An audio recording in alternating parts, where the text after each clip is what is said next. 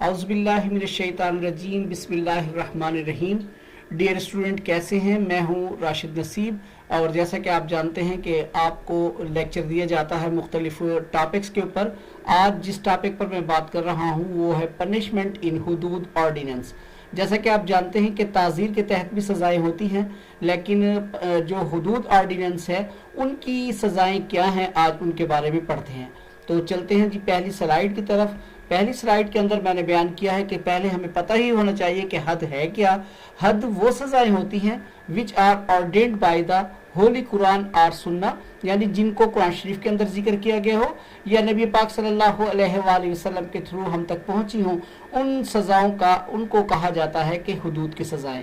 تو ہمارے یہاں پر جو پاکستان کے اندر حدود کی سزاؤں کے لیے ایک آرڈیننس 1979 میں جو ہے کچھ پاس ہوئے تھے، اور وہ آرڈیننس میں پروہیبیشنز آرڈیننس تھا، اس کے علاوہ آفنس اگینسٹ پراپرٹی تھا جو تھیفٹ سے متعلق تھا، اور آفنس آف زنا بالجبر یا زنا اس کڈنیپنگ، ابڈکٹنگ اور inducing women to compel for marriage ان سے متعلق تھا، اور چوتھا جو تھا وہ آفنس آف قذف اس سے متعلق تھا۔ تو یہ وہ ہمارے آرڈیننس تھے جن کے تحت جو ہے سزاؤں کو بیان کیا گیا ہے۔ اب ہم آتے ہیں پروہیبیشن انفورسمنٹ آف حدود آرڈیننس 1979 کی طرف، جس میں انٹاکسیکینٹ اور ڈرنکنگ، انٹاکسیکینٹ کی جو سزا ہے وہ 3 آرٹیکل اور 4 آرٹیکل کے اندر بیان کی گئی ہے، اور ان میں جو ہے پنشمنٹ اس کی امپریزمنٹ ہے، فائن ہے، یا پھر 30 کوڑوں کی سزا ہے، 30 ویپنگ، 30 جو اس کے جو کوڑے ہیں ان کی سزا ہے انٹاکسیکینٹس کے اوپر۔ اور انٹاکسیکینٹس آج سے مراد یہ ہے کہ کوئی بھی شخص جو یعنی چرس، افیوم، اس کے علاوہ ہیروئن، اس قسم کا استعمال کرتا ہے تو اس کے لیے سزا ہے آرٹیکل 3 اور آرٹیکل 4 پروہیبیشن آرڈیننس کے اندر، اور پھر اسی کے اندر آرٹیکل 6 جو ہے وہ ڈرنکنگ سے متعلق ہے، جو شراب نوشی سے متعلق ہے، اور شراب نوشی کی سزا اس میں پنشمنٹ ہے اس کی 80 کوڑے۔ تو یہ پھر بہت ساری باتیں ہو جاتی ہیں، بہت سی چیزیں نکلتی ہیں۔ اس لیکچر میں سمپلی میں نے صرف آپ کو پنشمنٹس بتانی ہے، اور یہ نہیں بتانا کہ حدود کیسے لگتا ہے، کیسے لاگو ہوتا ہے، انفورسمنٹ اس کی کیسے ہوتی ہے، امپوزنگ کیسے ہوتی ہے۔ بہرحال آپ کو یہ پتہ ہونا چاہیے کہ انٹاکسیکینٹ کے اندر اس کی سزا امپریزمنٹ ہے، فائن ہے اور 30 کوڑے ہیں، جبکہ ڈرنکنگ کے اندر اس کی سزا 80 کوڑوں کی سزا رکھی گئی ہے۔ اسی طریقے سے اگر ہم دیکھیں تھیفٹ کے اندر، تو تھیفٹ میں پنشمنٹ جو ہے، اگر چور فرسٹ ٹائم چوری کرتا ہے تو اس کی سزا فرسٹ ٹائم میں amputation of right hand from the joint of the wrist, یعنی اس کی کلائی کے ساتھ جو کلائی سے کلائی تک جو ہے اس کے ہاتھ کو، سیدھے ہاتھ کو جو ہے کاٹ دیا جائے گا، ایمپوٹیٹ کر دیا جائے گا اس کو۔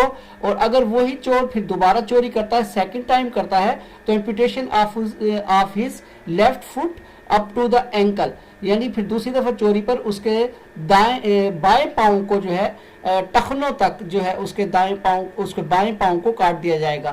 پہلے ایمپوٹیشن اس کی رائٹ ہینڈ کی ہے رسٹ تک، اور دوسری ایمپوٹیشن جو ہے اس کی لیفٹ فٹ کی ہے اینکل تک۔ اور اگر وہ پھر بھی باز نہیں آتا، تیسری مرتبہ بھی چوری کرتا ہے، تو تھرڈ ٹائم اس کے لیے پھر امپریزمنٹ فار لائف ہے، اس کو جو ہے عمر بھر کے لیے جو ہے جیل میں ڈال دیا جائے گا، عمر قید کی سزا ہوگی۔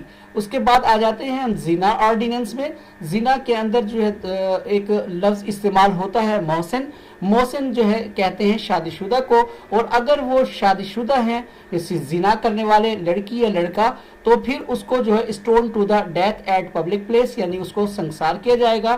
اف ہی اور شی از اے محسن be stone to death at public place, اس کو جو ہے ایک پبلک پلیس پر جو ہے اس کو سنسار کیا جائے گا۔ اف ہی اور شی از ناٹ اے محسن، اگر وہ شادی شدہ نہیں ہیں، ان میں سے جو کنوارے ہیں یا کنواری ہے، تو پھر اس کو 100 کوڑوں کی سزا ہوگی ایٹ اے پبلک پلیس۔ یہ زنا کے اندر ہے۔ اسی طریقے سے قذف ہے۔